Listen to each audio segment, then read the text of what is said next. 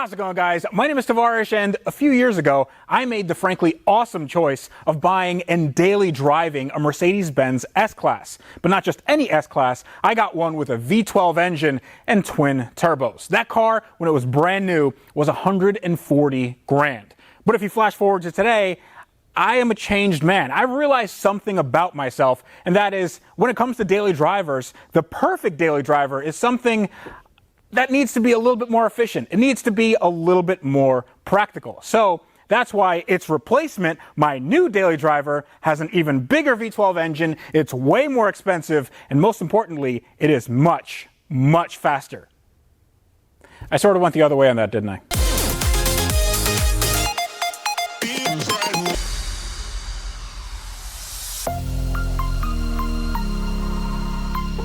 Welcome everyone to the new hotness. This thing is amazing. This is a 2015 Mercedes-Benz S65, and it feels really, really good to say. Now, if you're new to my channel, you'll notice that the cars in the back and on the sides of my shop are really sort of projects. They're all projects, and they've all had weird histories. But this one is the cleanest and newest car I have ever purchased that has a clean title, and it hasn't been on fire, and it hasn't been underwater, and it hasn't been vandalized. Actually, based on how it looks, I'm not sure that last part's true. Now, I am a huge fan of the S-Class. I've owned a 2000 S500, a 2004 S600, a 2007 S600, and now my 2015 Mercedes-Benz S65 Amg. I love saying that. And that AMG is what makes this car special, because that means it's the sporty one. It's real fast. Now, I know that S-Class and sporty don't really mix all that well, but what it boils down to is that this car is the tippy top of an already insane luxury car brand. So much, in fact, that these cars are only bought by people with three major traits. They're old, they're rich, and they're bald. I'm not old. I'm 34, so that 34 is not old. I'm not rich because after paying for this car, I am broke. But that third thing has been a thorn in my side for a few years now. If you notice, I have some male pattern baldness going on, but I've gotten that under control because of today's sponsor. I'm talking about Keeps. You guys like that segue? That was a pretty good segue. Yeah, I like that segue. Now, some of you might not know that 2 out of 3 guys by the time they're 35 have experienced some form of male pattern baldness. I am definitely one of those 2 guys. And the best way to prevent hair loss is to do something while you still have some hair left. So that's why Keeps has revolutionized the way men are treated for hair loss. They make it super easy and deliver your medication every 3 months, so you can say goodbye to pharmacy checkout lines and awkward doctor visits. It's awkward enough getting older and going to the doctor and having them stick a finger up your butt. Keeps treatments can take up to 4 to 6 months or more to see results, so it's important to act fast. So if you're ready to start your journey to prevent hair loss, go to keeps.com/Tavarish and get 50% off your first order. That's KEEPS.com/Tavarish. Go check it out in the link in the video description below right now. Now, getting down to business, I'm going to show you exactly why this car is so special. This car has a lot of reasons why it's special, but this one in particular is a pretty big one. This is a 6-liter V12 that is hand-built in a Falterbach, Germany, and this thing has so much power that I can't think of an analogy right now, but this is very, very powerful. It has 621 horsepower and 738 foot-pounds of torque. That's a lot. That's quite a bit. Well, the reason why this engine is so good is because this has been around in one form or another since 2003. This engine is almost 20 years old. Now, in its first form, it definitely didn't have as much power.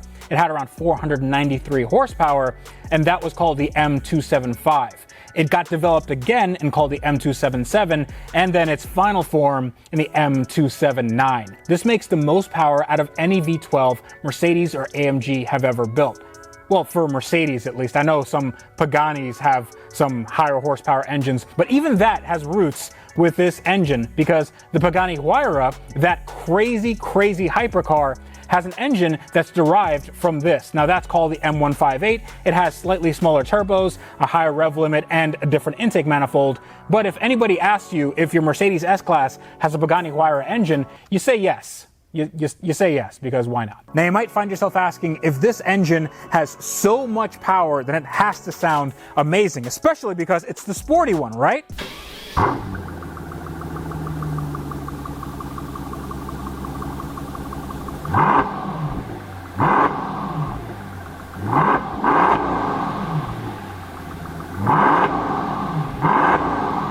Now that sounded good, but not great. It needs a little bit more, maybe in form of aftermarket additions, and that is the party trick of this car and any modern AMG, and it's the fact that these things can be tuned really, really easily. In fact, with an ECU tune and some turbo and intercooler mods, this thing can produce in excess of 850 horsepower and get this, 1,000 foot-pounds of torque. I'm not sure that that's necessary. It'd be nice to have, but if I'm honest, 621 is good. 621 is just fine. Now right about now is when I take you inside the car and we do a tour and I show you all the, well, for lack of better terms, quirks and features of this amazing automobile. But unfortunately, I'm not Doug DeMuro. I can't do it as well as him. So we're gonna go handheld and I'm gonna show you a few really interesting things that I think make this car so special. Well, okay, let's begin with just a quick exterior tour.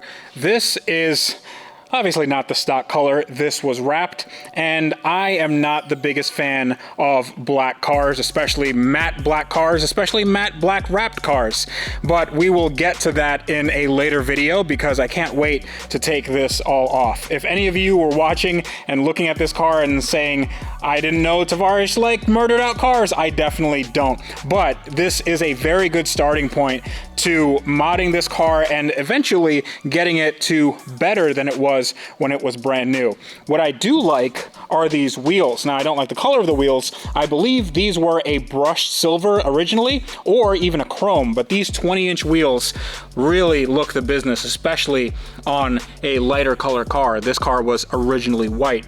Now, behind those wheels are some brakes that are steel. They're not carbon ceramic, even though this did have a carbon ceramic option, and I am very, very grateful that this car did not have it, because those carbon ceramic brakes are like $4,000 each if you have to replace a rotor. Now I'll show you exactly why I don't like the wrap here, because when I asked the guy at the dealership about this car, he said that it was in showroom condition. I said, are there any blemishes on this fine automobile? He said, nope, it's in showroom condition, and this is exactly how I got it. Oh yeah, this is, oh guys, this is showroom condition. Definitely what you want to see. Now, this is obviously a lot more dirty, but it just goes to show you that even just leaving a car outside that's matte black, you are going to have a filthy car at the end of 1 week. This is just outside my house. We have pollen, we have trees, we have leaves, we have animals, we have everything, we have the elements, and this wrap really isn't enjoying life. So this has to go really, really quickly. But thankfully, even though the wrap is super, super ugly, it is a reason why this car was so cheap. Now, these cars usually would have been around the $75,000 to $80,000 mark, but mine was less than that, was way less than that. Mine was $64,000, which is a lot of money, but this is still way less than a comparable one with no accidents and no salvage title history, nothing like that. This one does have a few miles on it, has 75,000 miles, but on this engine, I know it's tried and true and tested, and it can go for many, many hundreds of thousands with good maintenance. But let's get on to the core of the S-Class experience, and that is in the interior. Now, if you can see this, yeah, you can definitely see that little indent right there. That is the keyless entry, well, the keyless go. I don't know if Mercedes calls it something different now, but if you press that, it locks the car. The mirrors fold in, which are carbon fiber, which is really cool. But in order to open the car back up, all you have to do is put your hand back here, and it opens back up, lights turn on, and the car comes to life. And oh yes.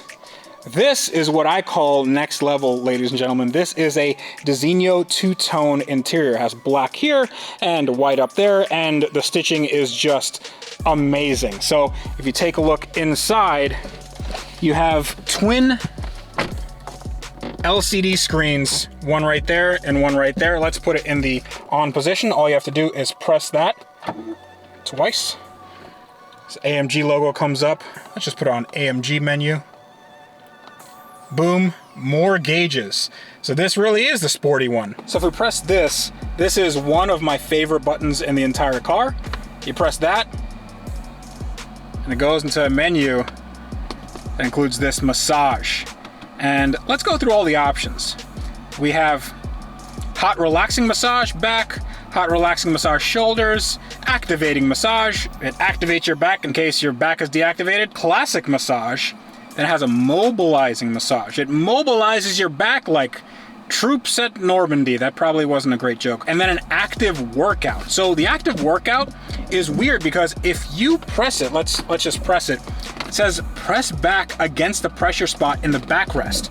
And I am like pressing my back real hard, and then it's giving me some resistance. But I don't think this is an active workout. I mean, people who buy this car probably think it is, but I mean, does your car have an active workout? To be honest, I guess mine doesn't either. Acoustic lock feedback. That just means that when you lock it, it honks. There's panel heating, which is just the most baller thing ever. Not only are the seats heated, but you have heated armrests and heated center console, which is, I've never seen a car with this attention to detail in just like, hey, what can we heat? Let's just heat everything. Now, another thing that sets this car apart is the fact that it has a manual mode and a sport mode. So we put it into sport, and that little S comes up right there like Superman. And if you put it in manual mode, then you can use these paddles back here. They're sort of shorty paddles, but they are very responsive because this has a 7-speed automatic transmission, and this has a torque converter lockup. It really does feel the better end of a dual clutch transmission. It's not as fast as a dual clutch, but it definitely is very, very responsive, and it does like a little burble every time you upshift and downshift, so it does give you a little bit of that boy racer vibe. One of the things I love about this car is that the interior quality is really second to none. All this carbon fiber stuff. You have this IWC watch that just looks like a piece of jewelry in the middle. Everything looks very, very premium. You have quad zone climate control. You have 2 in the front and 2 in the rear, and each zone has its own fan. So not only does it have temperature control, but it has fan control as well. But one thing that sets this car apart from the others is the fact that you go to the glove box here, and you have a dispenser,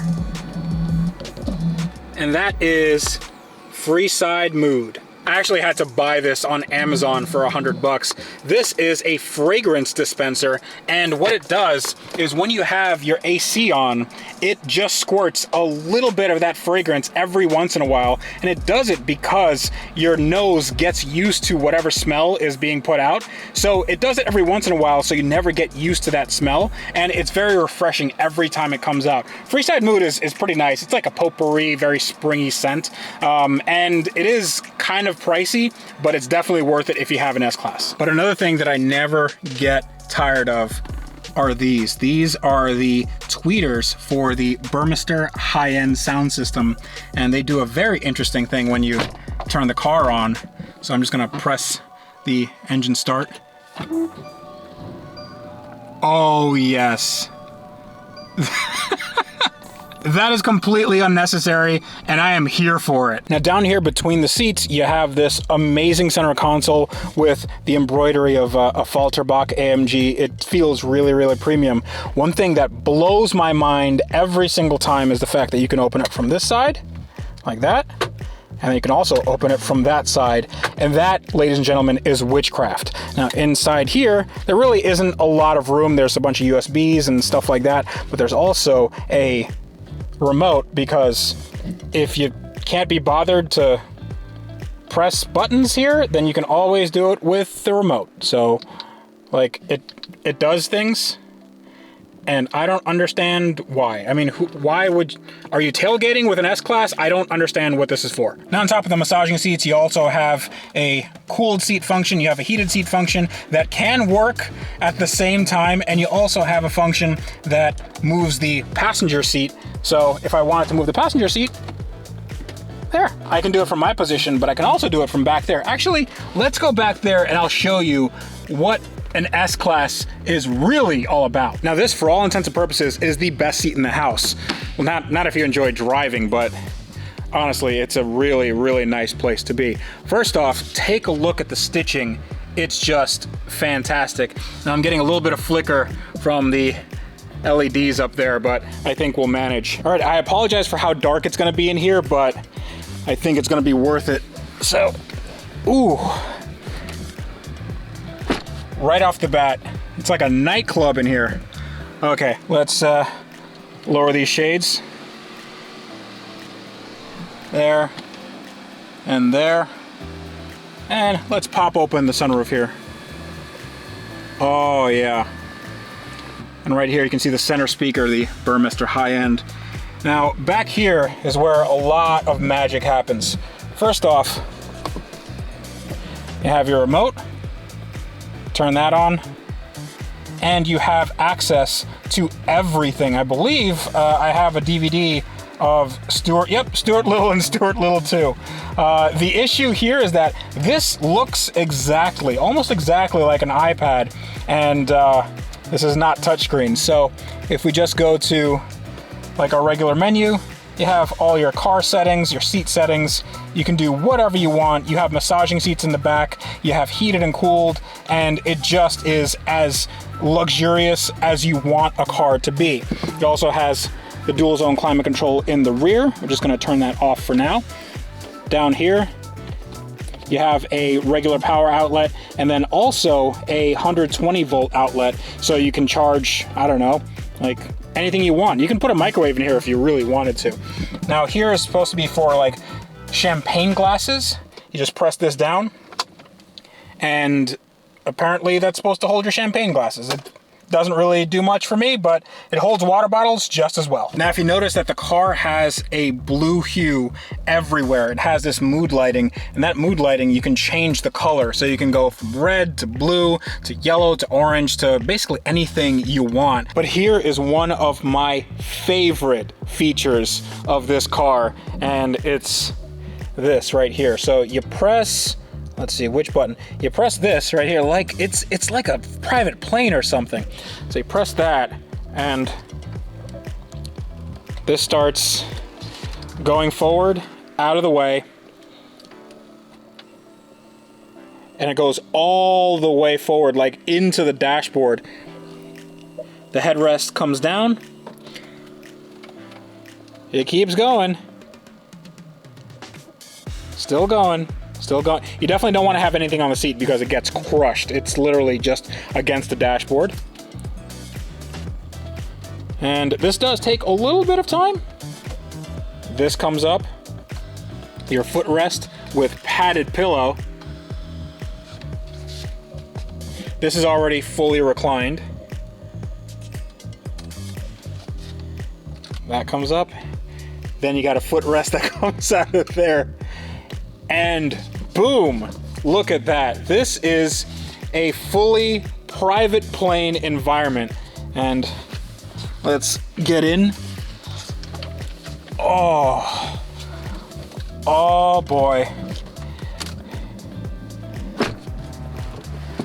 Close that. Have my remote here. This is not bad. This is not bad at all. Now, while this is a very, very cool feature, I'm gonna show you something that a lot of reviewers don't know unless you own one of these cars, and that is the fact that there is another party piece to this. So if you just put this down and remove the headrest, press this so you can control the front seat, and what happens is you can actually recline this almost all the way back. So Mercedes calls it one continuous surface for you to lie on. Now the screen makes it a little bit difficult, but it's not super difficult. So this should come almost all the way back. Yeah, something like that.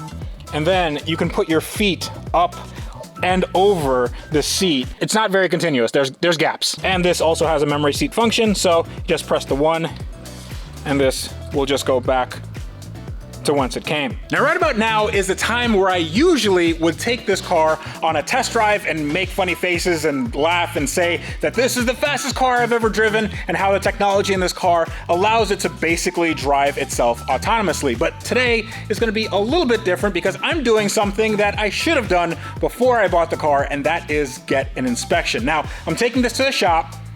Not this shop, it's a different shop with actual mechanics, actual professional mechanics that know their way around a Mercedes. Now, no matter what I think of the car, even though I do know that the cosmetics need a little bit of work, this thing needs a thorough going over.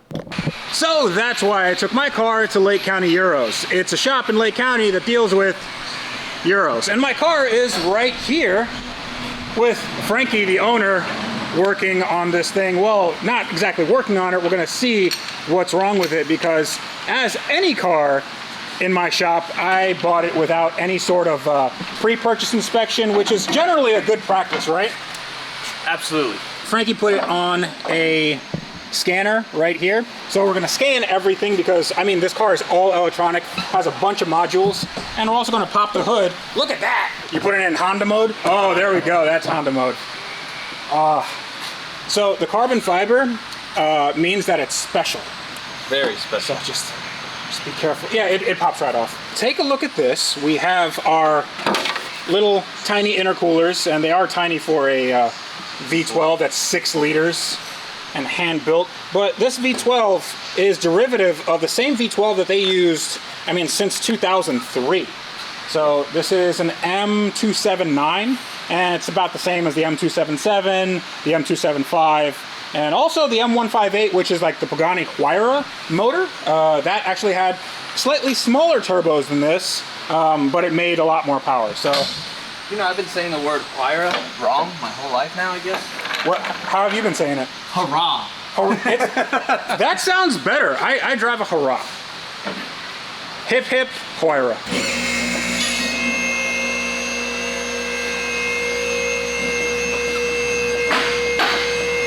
Give it a little shake test. You're good.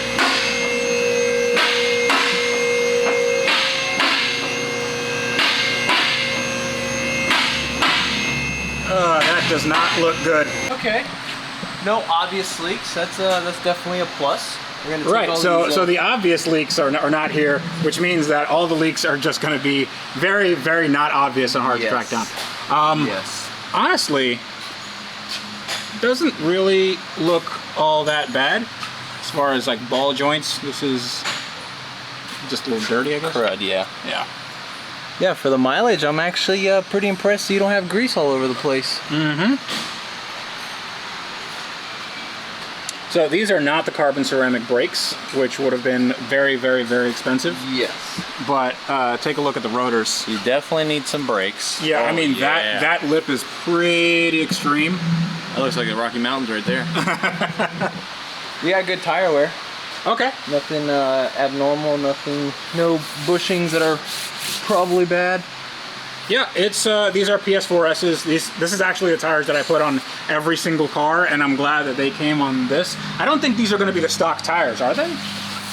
I don't believe so. This tire is from 2018.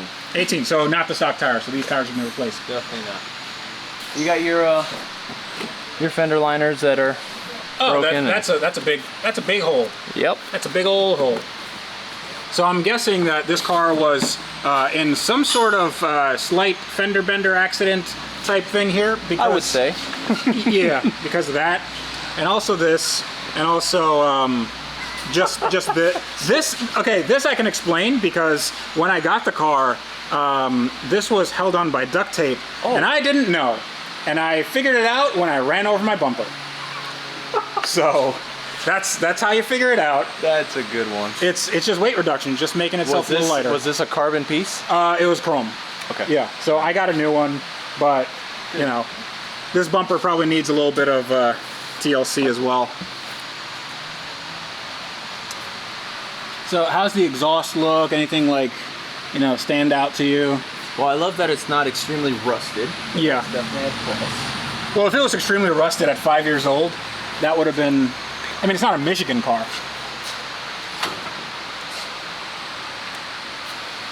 Same on the back, you have some outer wear, but nothing that I would be concerned about. I mean, that's pretty sort of normal for these cars too, because they like to be cambered a bit. And they're heavy, so. Are they? It's a little bit. What's that? What's that guy right there? Is that a little? That looks like a male. How much does this thing weigh? I think it's like 5,000 pounds, maybe a little more. Boots are good. Diff's not leaking. So someone serviced this diff before, so that's definitely a good sign. Okay. So I mean, at some point, this was taken care of. Yeah. Oh yeah. Cool. Let me get my tools. Let's take these belly fans off. Oh, are we doing that? Yeah. Okay. We got to show everybody everything. All right. I'm not worried. Okay. Wow. Dude, that is like literally the cleanest I've ever seen anything come off a Mercedes. So there's just that little water from the AC. Yeah. So that's not a problem. So we have our steering rack here. No major leaks, nothing like that. Nothing. Yeah. Wow. Are we sure that there's oil in it? Maybe there's no oil in it. I mean, maybe. No, but this thing is, like you said, it's ticking like a sewing machine, so. It's pretty good. So one thing that these things like to eat is motor mounts. Okay. So sometimes the motor mounts are a little weepy or seepy. And I think they're like over here. Should be right. Right here, right there. Yeah. You don't see any purple goo coming out of it? Nope, I don't see any at all. Yeah. That's good. And I apologize to the people at home. It's just really, really tight to see anything, but nope, they seem fine. Yeah, they're good. Wow. All right, well let's scan this thing and let's see what hidden faults it might have. So usually if you take this to like a Midas or something, they go, this is the worst car I've ever seen. I can't let you drive home like this. It would just be morally wrong of me, but this is actually not all that bad. Seems like we have some cosmetic damage here, but not much else. I mean, some maintenance stuff around here, but hopefully, fingers crossed, this isn't gonna cost me too much. Okay, so how many modules are in this car? Well, let's see. You got 10, 20, 30, 40, 50. Come on, 60. 60. All right, let's go. 70. Come on, 80. Let's go. 79. Oh. 79. Oh, come on. 79 modules, but out of 79 modules, it's actually pretty good. You only got 4 that are actually faulty. As far as percentage-wise, that's not bad. You're really good. It's like a Saturn V rocket. You know, like if 1% of the parts on the rocket fail, you have 1 million parts that are broken. There you go. There you go. So we have right front door, air conditioning, your multifunction camera, and obviously your ECM. Okay, so that is, the faults also could be something like stored codes or just it got like confused or something, you know. Faults could be something as simple as low voltage in the system. Faults could also be that something doesn't talk to something else, so a module's gonna say, hey, you got a fault, let's figure it out. Right. So let's see, let's start with the obvious ones. Let's go into the ECM, let's see what we got. Communication with suspension control module is faulty. The message is lost. It got lost. It's like, well, I mean, who sent it? Was it USPS? I'm not immediately concerned by that at all. Even though the dealer would be like, hey, listen, man, we gotta, the wiring harness needs to come out. Can't drive this. This is a death trap. A field of view component A40 stereo malfunction camera is completely restricted. Well, I would, I wonder what could restrict this camera. I mean, I wonder if there's any way that this camera is restricted with any of this. That's, yeah, I'm gonna call it that right there. Potentiometer for right front center air vent is faulty. Okay. So that's a stored code. Yes. So it might not be current, but this is current and stored. So right front side air vent faulty, short circuit to battery, or an open circuit exists. I'm gonna go ahead and say that that's not a problem. No. Yep. So it's like probably something I might just have to kind of cycle it off and on or something. Let's just say your passenger might be a little warmer than you.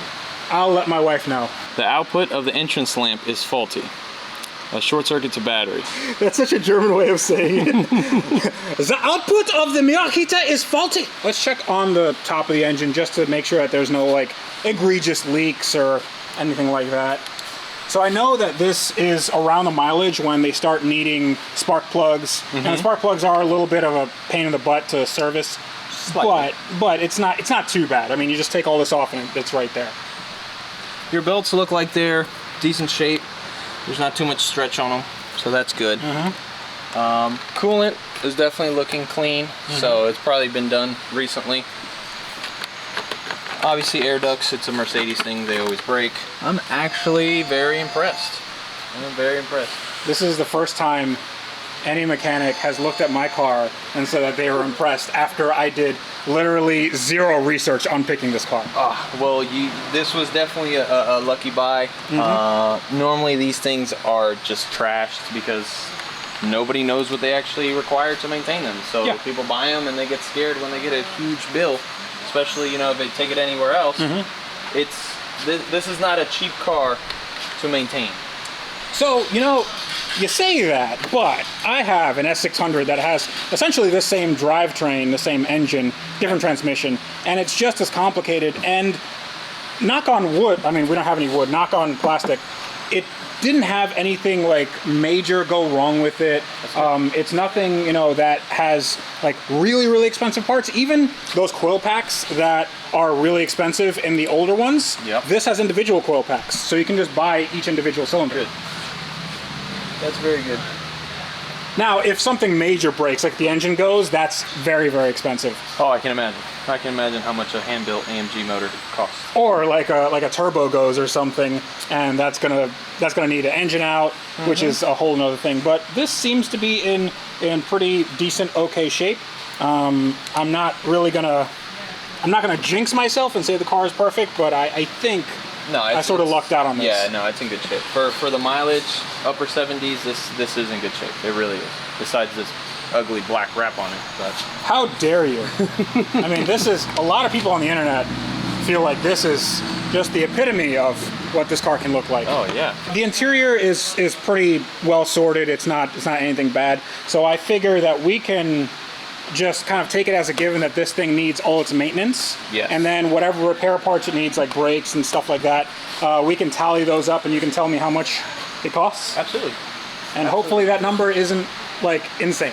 Astronomical. Well, good thing that you have is you don't have the carbon ceramic brakes, so that saves you about $10,000 right there. Saves me about $10,000. Hopefully my bill isn't going to be that high. All right, so I feel like I'm being sent to the principal's office here. Yeah, Mr. Tavarish. How much do you think all these repairs are going to come out to? So if you were to go to the dealer. If I was to go to the dealer, I know that the brakes are expensive. Yes. I know that some of the maintenance items, the spark plugs and stuff, that's expensive. So I don't know, let's call it $3,500. So wrong. Okay. All right. To do all the stuff here, which is basically front brakes, rear brakes, spark plugs, you got a broken headlight, so we got to replace the headlight. Okay. Flushing the differential, oil service, and a hydro pneumatic suspension system flush. You're looking at $5,512. Okay, so that's the dealer price. That is. So where's the total? Okay, so that's $5,500 for what's essentially a tune-up. Basically. The headlight is basically what throws it over the edge. That's a $3,000 headlight. Oh, really? Okay. Yeah, okay. It's $3,050. So, yeah, that car's not cheap. No, not cheap at all. But if we were to send it over here, and you are an independent shop. Oh, half of that. Okay. So you'd save a substantial amount of money. For sure. By taking it to a shop like this. And still using Mercedes parts. Yeah, of course. Awesome. Okay, so I'm actually very happy that that car is not really in bad shape. Well, it's in bad shape, like, cosmetically. But it should be okay to drive for the foreseeable future. Yes. When you pull that wrap off, it should be a good car again. Oh, that's... I think he just jinxed it. All right, so that is really, really good news. I want to thank Frankie and Lake County Euros because he does really good work on any sort of European cars, even some non-European cars every once in a while. Every once in a while we get some projects. Thank you to those that brought me your projects. I do appreciate growing my brain and beating myself up with these cars that I don't know. But yeah, he knows the struggle. So his stuff is going to be in the link in the video description below, and definitely go check him out. But until next time, when I start to work on that thing, and we're going to take off the wrap, that's going to be very exciting. But this is me reminding you guys that on cars like that actually don't have that much work to do, you guys should always build them better. And to do that, need to wrench every day. Wrench every day. That's what he does. That's what I do. That's what you should do as well. Bye-bye.